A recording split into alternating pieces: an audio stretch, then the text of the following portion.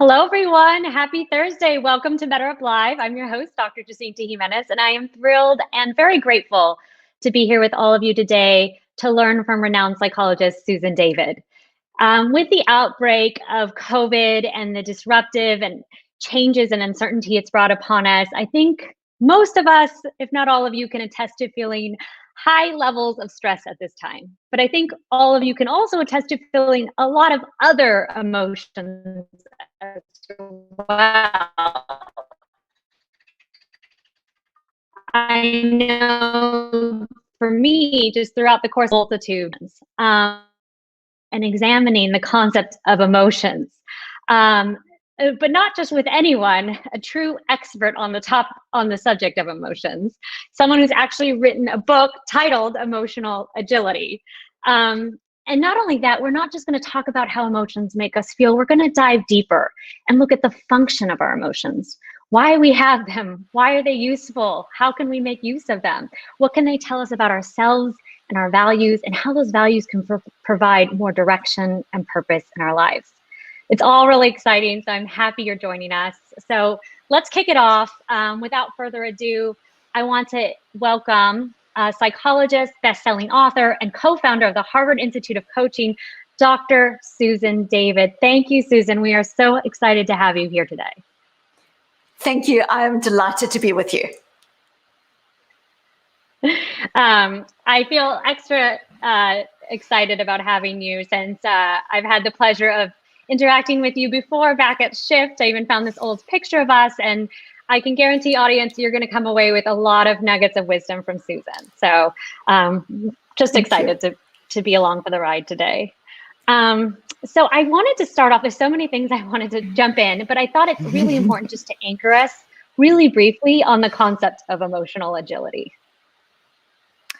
Absolutely. So the focus of my work has been on one question, and it's this: what does it take internally in the way we deal with our thoughts, our emotions, and our stories that help us to thrive in an increasingly complex and fragile world? Because of course, how we deal with our inner lives drives everything. It drives how we come to our careers, how we lead, what we put our hands up for or don't, how we parent, our health. I mean, literally every aspect of our lives. And what is emotional agility? Emotional agility at its core is about the science and practice of being healthy with ourselves, so that we can bring the best of ourselves forward in all aspects of how we love and live, parent, and lead. So what are some of the core components of emotional agility? The first is about compassion, and we'll speak about this, which is recognizing that sometimes we experience difficult thoughts and emotions, and even though our culture tells us that these shouldn't be felt, or we should be happy all the time, or good vibes only, these are really important. So compassion is an important component of this. A second component is curiosity, which is just incredibly forceful and powerful in the world that we're in right now. And also courage, because we need courage in order to be like this. So emotional agility, if I had to do just a summary line, is about the ability to be with our thoughts, emotions, and stories in ways that are healthy, so we can move forward in the direction of our values. Beautiful. Thank you, Susan. Yeah, I love the idea of the curiosity, compassion, and courage. Those like three really significant elements. And it kind of brings me to one question I really wanted to ask you about. With the onset of COVID, we find showing typically, we have this in the world of work, emotions have almost been undervalued or downplayed. The self-assured leader should only focus on logic to make decisions. But it's really beautiful to me to see leaders leaning into their humanness a bit more. And so I'm wondering if you could share a little bit about why emotions are important in the workplace. Well, I've always been curious with this idea that emotions are called soft skills, because at a fundamental level, emotions and the way we deal with our emotions, this is the cornerstone to everything: our motivation, our ability to motivate, engagement, culture. every aspect of how we bring ourselves to our work and how we coalesce teams and how we then are able to effect what is important within that organization. And so it's always been really interesting to me that what is probably the most fundamental skill set, this emotional skill set, has been seen as soft skills. And it's really powerful when you start looking at all of the incredible work that's showing that how leaders create psychological safety, which at its core is this ability to help people to be with their own emotions effectively, is the core to effective teaming and leadership. And, then a number of organizations and studies, including Google and so on, that have shown this.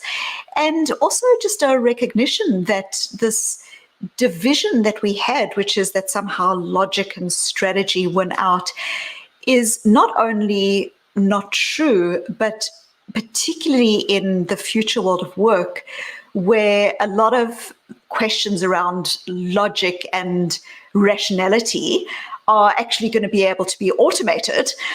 So these emotional skills almost become more a differentiating feature and more of an important feature of leaders. And this is why organizations, I was at the World Economic Forum in Davos earlier this year, and this is why these bodies and organizations are saying that these skills are actually the most critical skills of the future.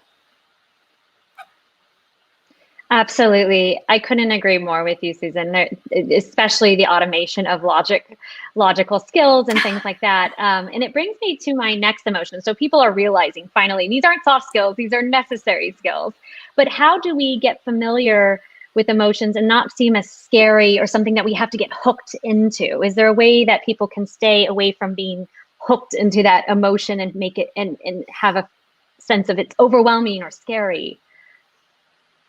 So, yeah, and this is really important because, of course, all of us have experienced being hooked by an emotion. And, an example of being hooked might be someone who says, I'm being undermined in this meeting, so I'm just going to shut down.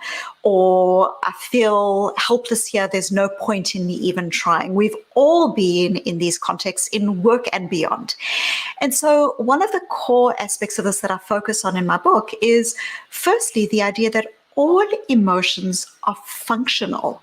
So this is very different from a lot of what we hear in our social narrative today. You can't go on Instagram or on social media without hearing things like you've got to be positive, you've always got to look for silver linings. People who say negative things are toxic and you should cast them off from your life. And there's this really interesting narrative that exists about these thoughts and emotions. And when you look at it more deeply, what you find is that we all, for instance, have thousands of difficult thoughts, emotions, and even stories every single day. A thought might be, I'm being undermined. An emotion might be, I'm feeling really stressed or overwhelmed. A story might be something that was written on our mental chalkboard when we were 5 years old about who we are, what kind of love we deserve, whether we're creative or not creative.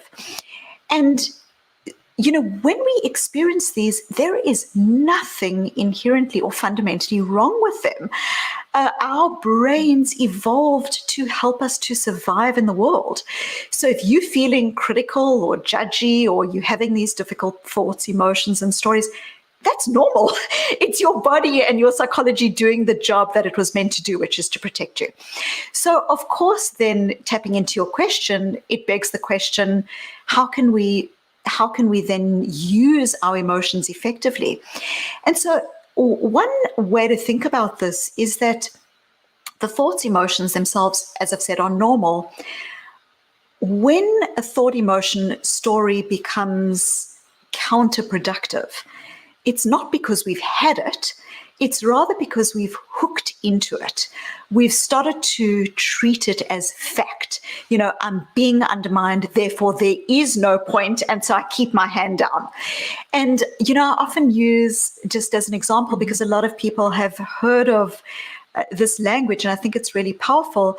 Of course, Viktor Frankl, who survived the Nazi death camps, he describes this idea between stimulus and response, there is a space. And in that space is our power to choose. And it's in that choice that lies our growth and freedom. So when we are hooked, there's no space between stimulus and response. We feel something, we treat it as fact, and we letting those emotions own us. But our emotions don't own us, we own them. And so we need to have skills that help us to learn from our emotions and use our emotions effectively, but also not be hooked into them. Because, of course, we're not our emotions. We are our values, our intentions, who we want to be in the world, our hopes, our dreams, our wisdom. We are so much more than any single emotion we might feel. And so emotional agility is really about how do we engage with our emotions in really practical ways, not just for the sake of it, but so that we can bring the best of ourselves forward and we can bring those parts of ourselves, our values and our intentions and our wisdom forward. And goodness knows the world needs a lot more of intentions and values and wisdom right now. Absolutely. And just that space to just examine and step out. There's so much power in that space. And you bring up a great word, tools. People are looking for tools about how to think through the emotion, something practical. I know, Susan, you recently posted this beautiful image of kind of this pyramid of thinking through emotions. I know we don't have the time to go through everything. I wish we did. But Susan, could you walk us through like one or two pieces on this really beautiful emotional pyramid of needs? Yeah, what I was doing was really thinking about, we all know of Maslow's hierarchy, and, Maslow wasn't implying that there was one stage that actually needed to be gotten through in order to get to the next stage. So people can flow through different aspects of his pyramid as with this. And really the reason I was thinking about this is because so many people are feeling a whole range of things right now, and we're struggling to make sense of it. And so there are a couple of components I think that are important that we can talk to now. And of course, I can't go through all of it, but the first I think is this idea of gentle acceptance. In a world where so much feels out of our control, we can often move into a space where we're fighting with the world. So we can say things like, I've just as I start to get ahead in my career, in my business, COVID comes along and takes it all away, and we're fighting with the world. And what I've been experiencing in my work is that our suffering is directly proportional to how much we try to control that which is uncontrollable. And that includes both the events in the world, but it also includes our thoughts and our emotions. So often when people have difficult thoughts and emotions, they say things like, well, I know I'm really stressed or upset, but I shouldn't think that because I'm luckier compared to most other people. So we judge ourselves, we push ourselves aside, we wrap ourselves over the knuckles for having difficult emotions, or we get stuck in them. So on the one hand, we might bottle our emotions, pushing them aside. On the other hand, we might get so stuck in them that we aren't actually living our lives.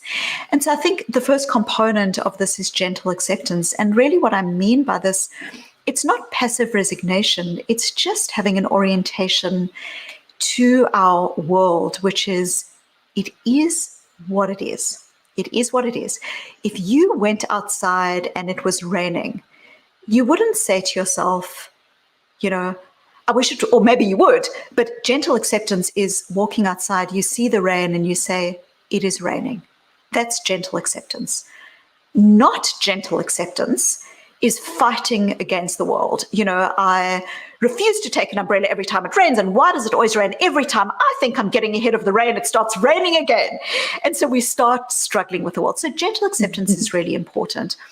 Another component of this is really starting to recognize that at this particular point in our lives, we need to recognize that physical or social distancing is not the same as emotional distancing.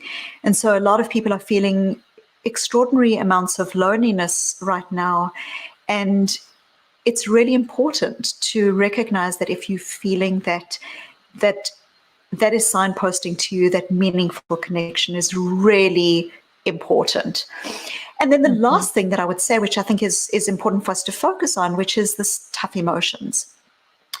If you're feeling anything right now, if you're feeling a tough emotion, whether that emotion is sadness, fear, anxiety, or even a good emotion, like, and I actually hate using this language of good or bad because all emotions are functional. So if you're feeling an emotion that actually feels good to you, or if you're feeling an emotion that feels tough, that emotion is normal. We are not in a normal landscape right now. And so if you're feeling things that feel different, or even things that flash before you or catch you off guard, that's really important. But of course, our emotions are data. Our emotions are data. They are not directives. So what do I mean by this? Just because I feel guilty as a parent doesn't mean I am a bad parent. Just because I feel lonely doesn't mean that I am uncared for. And what can start happening is we can, as I mentioned earlier, start hooking into our difficult emotions. We start treating them as fact. So we need some really important strategies that help us to see those emotions as normal data, but also recognize data, not directives. We don't need to let our emotions us around. And if it's helpful, we can talk about one or two of those strategies that can help us to feel our emotions effectively, but not let them boss us around. Yeah, thank you so much for this, Susan. And thank you for going into this image. And Susan has been generous enough to share this as a post BetterUp Live resource for you all too, so you can look at that pyramid. But Susan, I just want to say, I love the concept of gentle acceptance. Acceptance is uncomfortable sometimes. And so coming in with that gentleness can make such a big difference. That little extra piece is not so little. Yeah. It's so powerful, and it's especially powerful in a context in which it's incredible to me that we are overshadowed right now by death and illness and uncertainty. And yet there is so much. You can't go onto social media, or, you see these memes floating around that say things like, if you didn't take out your old screenplay and rewrite it, or if you didn't publish a book or start your side hustle, it's not that you didn't have the time, it's that you are lazy. And so the world is inviting us right now, conspiring against us around gentleness and conspiring against self-compassion. And so we need to be gentle with ourselves. We need to be self-compassionate.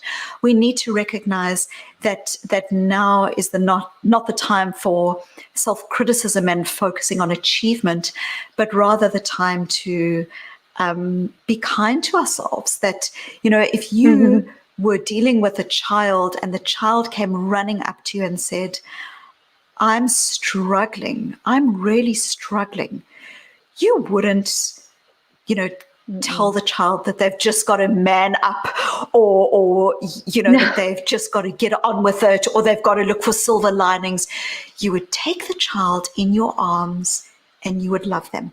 And when we do the same to ourselves, when we have our own back, it actually is associated with greater levels of ability to achieve your goals, to be motivated, because you basically create psychological safety for yourself. And it's in that space that we are then able to explore and focus on curiosity and who we want to be and how we can be creative.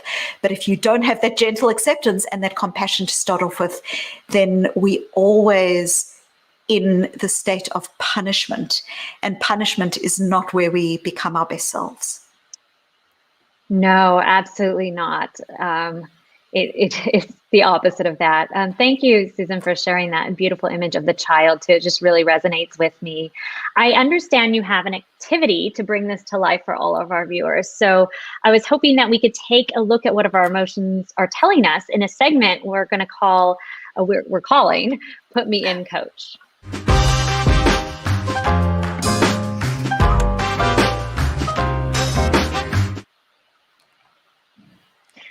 All right. Okay, the activity is a really brief one. It's very brief. So what I'm imagining is that every person right now has been feeling something lately. It could be stress or overwhelm. It could be excitement. It could be curiosity, like anything. And so what I would invite everyone to do right now is to pull out a piece of paper, wherever that is, and to simply write the emotion on the piece of paper. And I'll give you a few seconds to do that. So try to anchor with an emotion that you've been experiencing and write that down. And we're going to cue a timer. You can see the timer there. And then, Susan, while those folks are writing it down, is there any particular type of emotion, positive, negative? Can it be anything that comes to mind? I think any emotion that people are experiencing is game. Often people find this exercise most useful if it's something that they've been struggling with, but it doesn't need to be.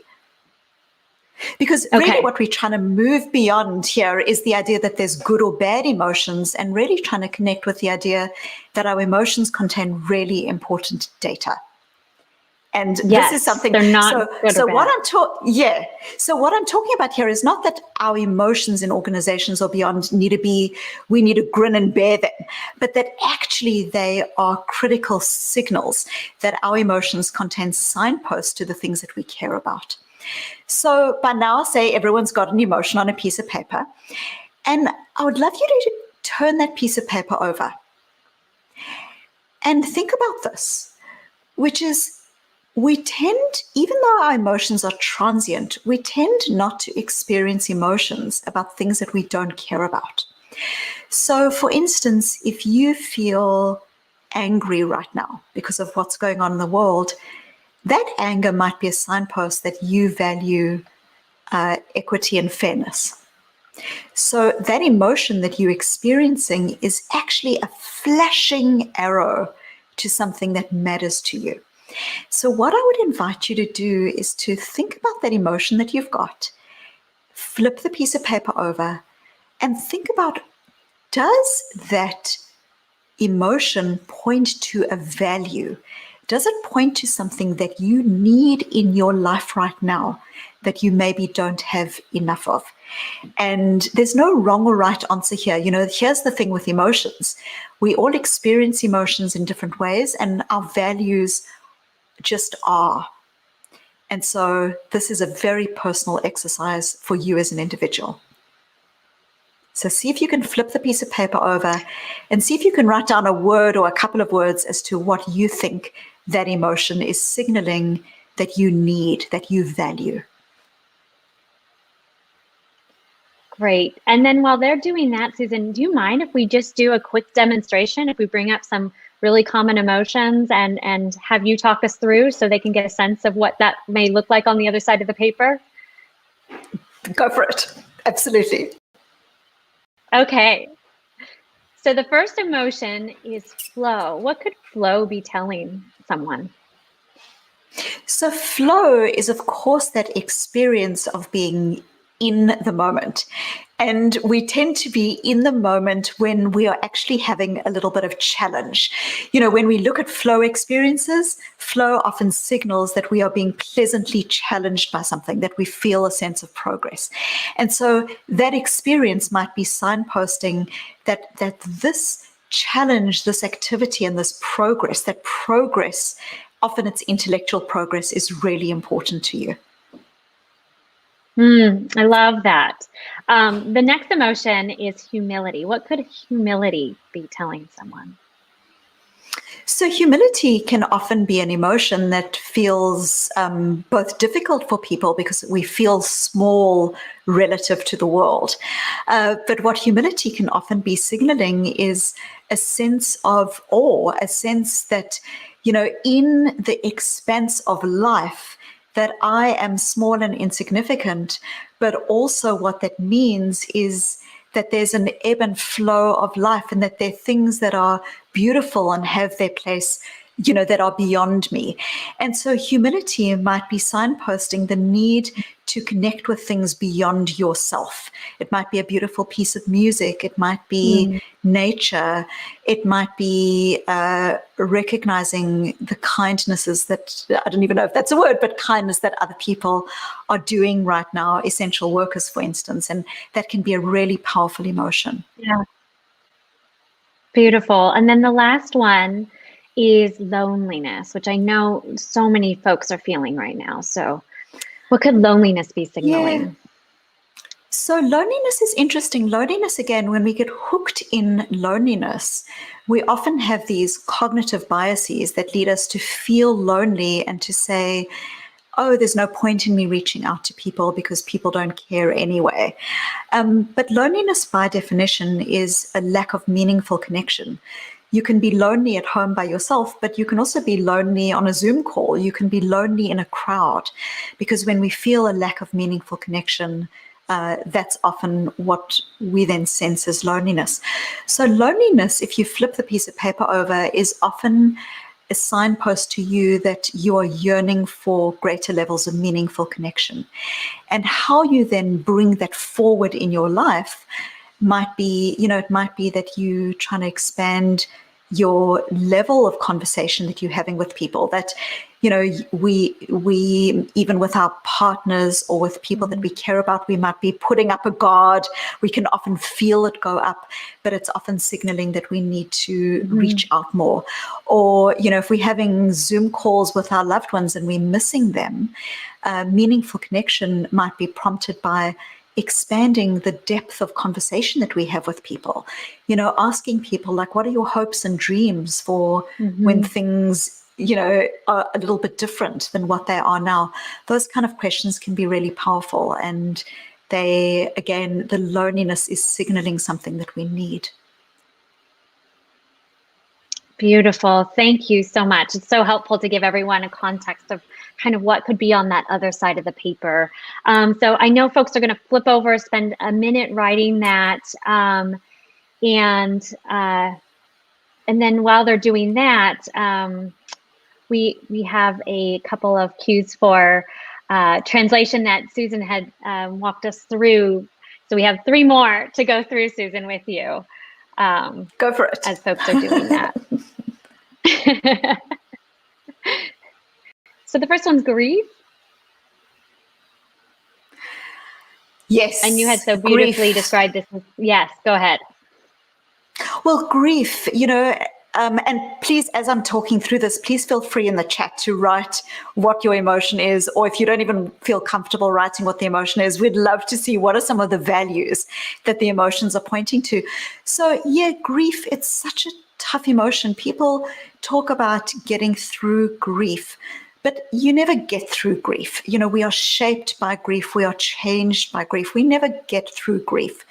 We carry grief with us. And grief can be because of, the world has changed, and we can be feeling real grief at that. And of course, we can be grieving people. And so grief often for people is that sense of it's love. It's a sense of love that's looking for its home. And so for me, often that experience of grief is prompting me not to turn my back on memories of a person that I'm grieving, but to rather engage with that person, to remember, to light a candle, to have a conversation, with that person, to think of ways that we've been shaped by the person. It's incredibly powerful. And again, our society doesn't really allow for this. Society talks about moving on, the stages of grief. There's no stages. Grief is raw, it's ever changing, and we move through it, and it's our love looking for a home. So beautiful.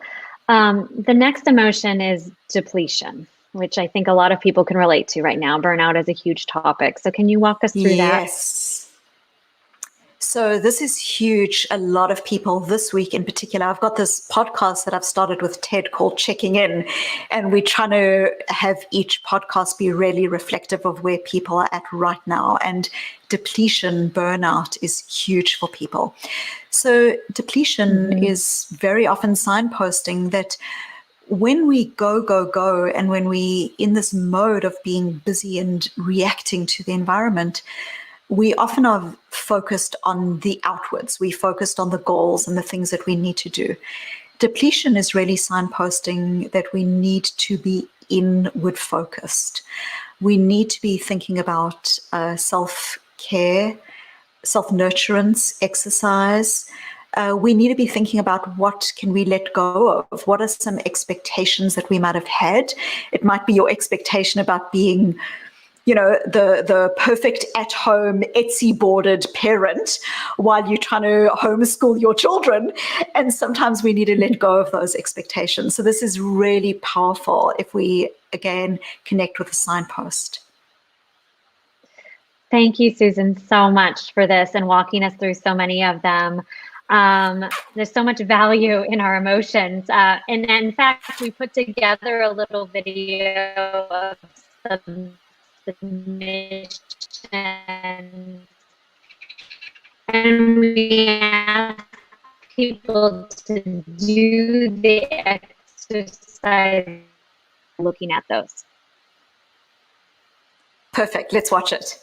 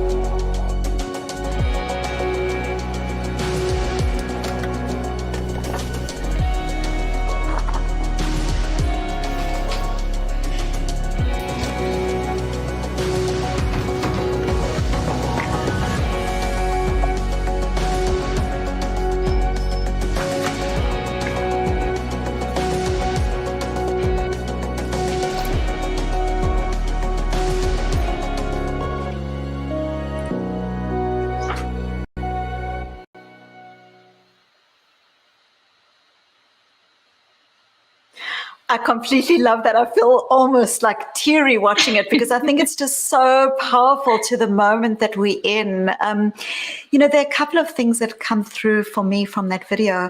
The first is, just thinking about when we are feeling stuck in emotions, what are some strategies that we can use? In other words, when we are treating emotions like fact, when we are getting hooked. And I think just based on that, there are two that I would just love to share. The first is, if you're finding yourself using a big umbrella label to describe what you're feeling. So often people will use the word stress. They say, I'm stressed, I'm stressed, I'm stressed, I'm stressed. Stress is the most common one we're hearing right now. But there's a world of difference between stress and exhausted, or stressed and depleted, stressed and I'm in the wrong job.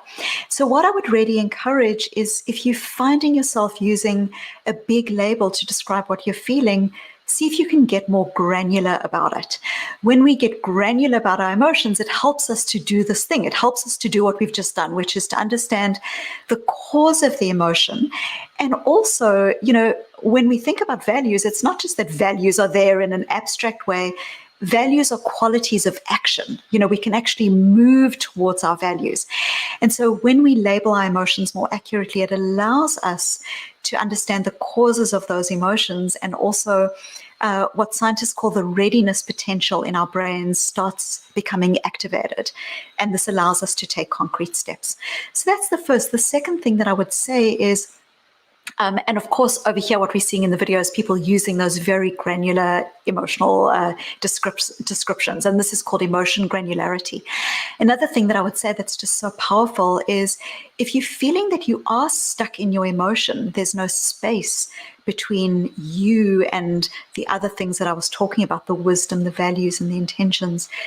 See if you can do this really simple thing, which is label your emotion or your thought or your story for what it is. So what do I mean by this? When you say, I am sad, you can hear that even in your language, what it's doing is it's making all of you. I am 100% of me is sad. I'm defined by my sadness.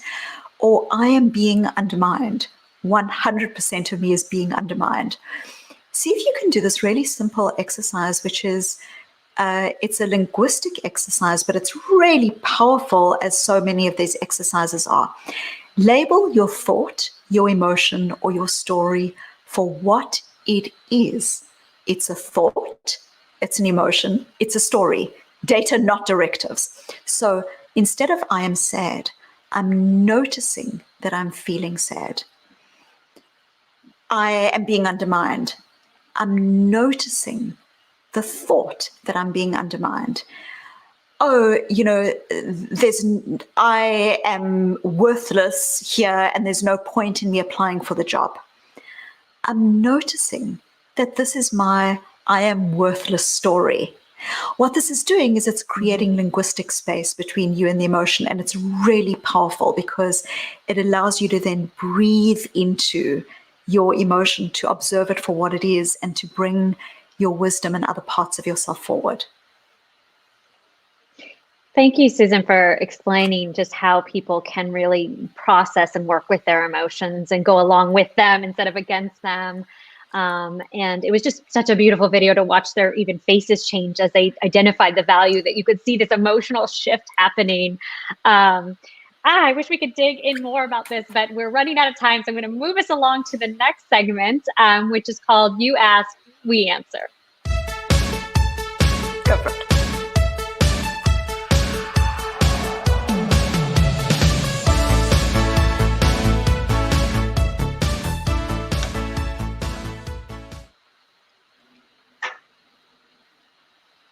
So I'm already seeing a great question that I would love to dig into. Yeah, we have so many great questions already. Audience, please put them in the ask button below in the chat box, and you can upvote questions, give them priority. So let's go with our first question, which is, how can we take advantage of this understanding of emotions and values and use it to help our teams at work? So this is the crux of how we generate psychological safety. What a lot of times leaders do is they try to put a positive spin on things, and they try to say things like, this is a great opportunity, even though, we ourselves aren't feeling it. And so what is psychological safety? What is being emotionally effective with our teams? It might be about, if you've got a team member who is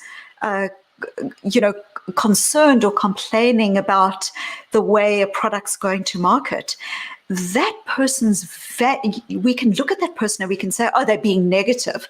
Or we can say that is signaling that person cares about quality. They care about the customer.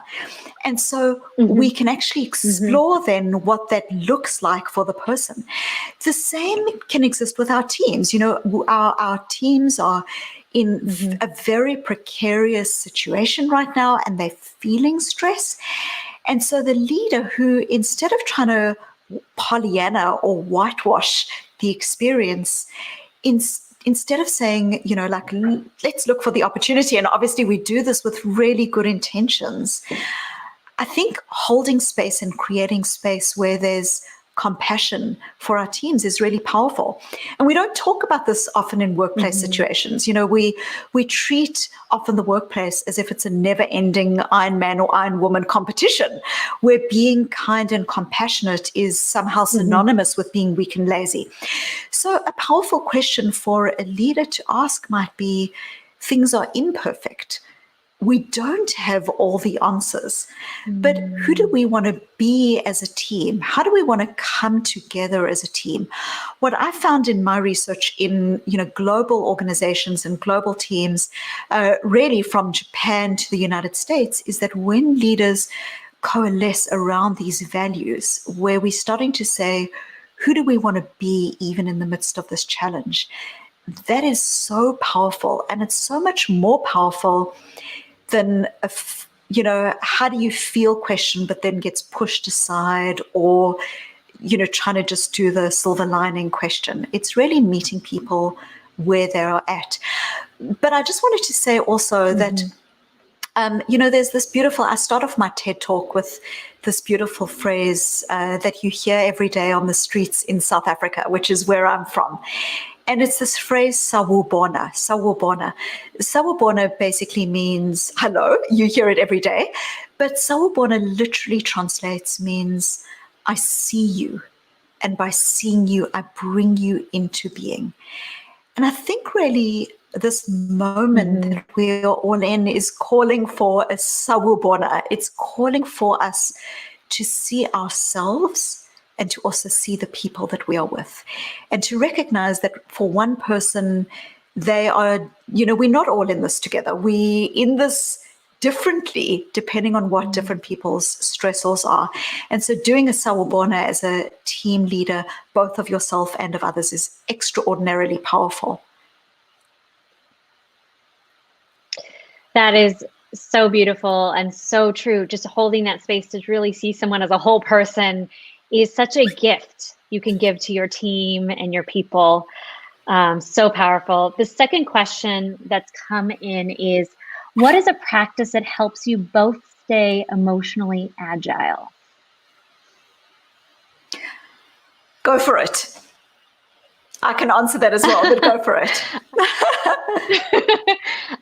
I think for me, it is I carry around an emotional word chart on my phone. Like I literally, sometimes I'm sitting there and I have to go, wait, is it anxiety? No, I don't feel the crushing pressure. Is it something else? Is it something? And so I carry the emotions on my phone and try to truly build out my emotional lexicon, just like learning another language. And it's always a work in progress as new emotions come up. So that's kind of my, if it's just easy, quick, I have this list on my phone and it really truly helps me a lot, just to identify. Then I can, just like Susan's telling us to do, use that as action, turn it into action. So that's kind of what I do.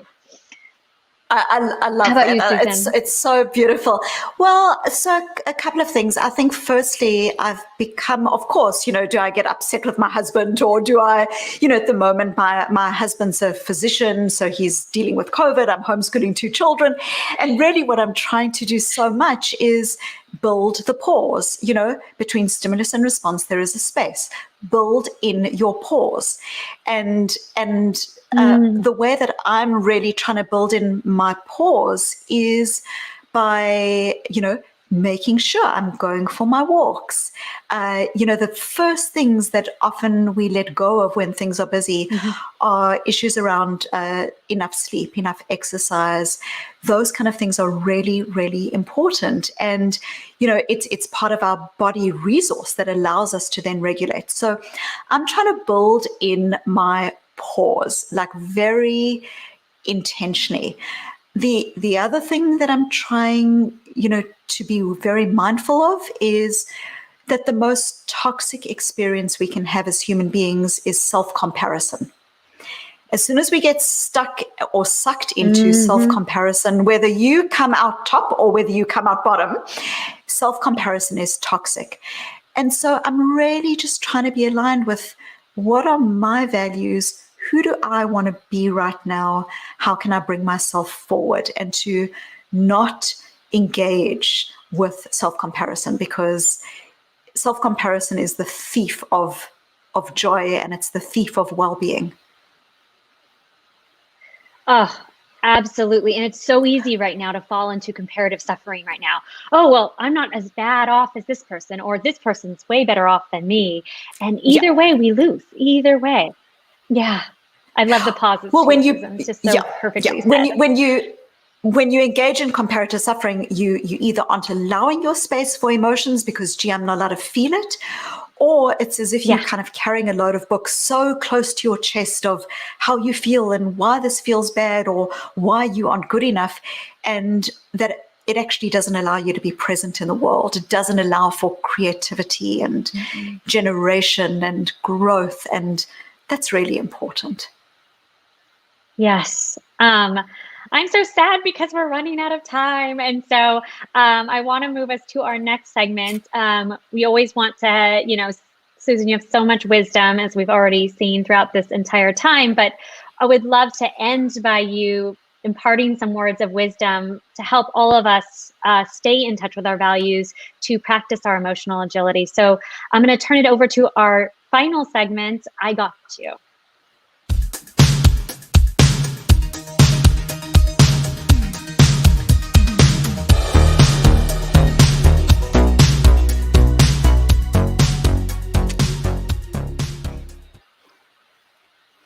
So I'm going to say that this is not my wisdom. It's actually my father's wisdom. I talk about this a little bit in my TED Talk. When I was about 5 years old, I was terrified by the idea of death. At around that age, around 4 or 5 years old, children become aware of their own mortality. And so I would go to bed at night, and my father and mother would finally get me to sleep. But I wasn't really. I would crawl into their bed and I would say to my father, I'm scared one of you is going to die. And I was literally overcome by this terror. And I would say to him, I'm scared one of you is going to die. Promise me you won't die. Promise me you won't die. And my father, he could have tried to push aside those difficult feelings. He could have tried to buffer me with forced positivity, saying to me, oh, don't worry, I'm going to be around for a lot longer, everything's going to be fine. But he didn't. My father, he comforted me with soft pats and kisses. But he said to me, it's normal to be scared. We all die. It's normal to be scared. And that was so profoundly powerful for me, because what it did is it enabled me to be with those difficult feelings, to learn from them, and to, over time, develop a sense of resilience with them. And if we think about our children, when we take away their difficult emotions by papering over them or forcing positivity or solving their problems for them, even when we do it with good intentions, we don't allow them to develop that resilience. And so, as it turned out, my father, we didn't know at the time when I was 5, but my father did die 10 years later. And what I understood about the way that he was guiding me through those long, dark nights is he was saying to me that courage for all of us, for every single one of us, courage is not an absence of fear. It's not an absence of, whatever you've got written on your piece of paper. Courage is not an absence of sadness or overwhelm. We don't get to have a meaningful life or leave the world a better place without stress and discomfort. So discomfort is the price of admission to a meaningful life. And what I understood about the way that he was guiding me is that courage is not the absence of those difficult feelings. Courage is not the absence of fear. Courage is fear walking. Courage is about noticing those emotions on that piece of paper with compassion and curiosity. What is the emotion telling me? And then being courageous in moving forward in the direction of your values. Coming back to the description of emotional agility, full circle. So that's the wisdom, it's my father's wisdom. And it's really, I think that all of us right now are experiencing a range of what we're experiencing. And I think there's a question that all of us can ask ourselves. And it's this, even in the midst of this challenge, even in the midst of the uncertainty, who do I choose to be? Who do I choose to be? And when we do this, we are literally connecting in with this idea that our emotions are data, but not directives. We get to move in the direction of our values. Because at a time when so much feels out of our control, there's some stuff that's always in our control, and it's how we choose to respond. And so that's what I would just encourage for all of us right now. Thank you, Susan. It's just such a beautiful story and such a beautiful question that, thinking about that pause, that we can pause and even just ask ourselves that question. So powerful. Thank you so much. I am so Thank sad to you. report that we're out of time. I know we've been spoiled to have Susan with us, but we have to say goodbye to her, unfortunately.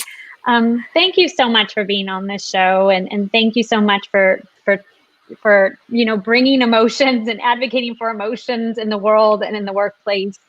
They're just super skills, not soft. So thank you so much, Susan. We're just really appreciate your time. Thank you. It's been amazing to be here. And again, to everyone, sawubona, because this, I believe, is the only way forward in a fragile, beautiful world, to see yourself and to be able to see others too. So thank you.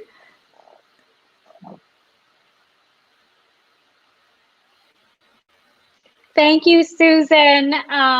So great, Sawubona. And to our audience, thank you so much for showing up and for your great participation. And for the folks who did the video, oh my gosh.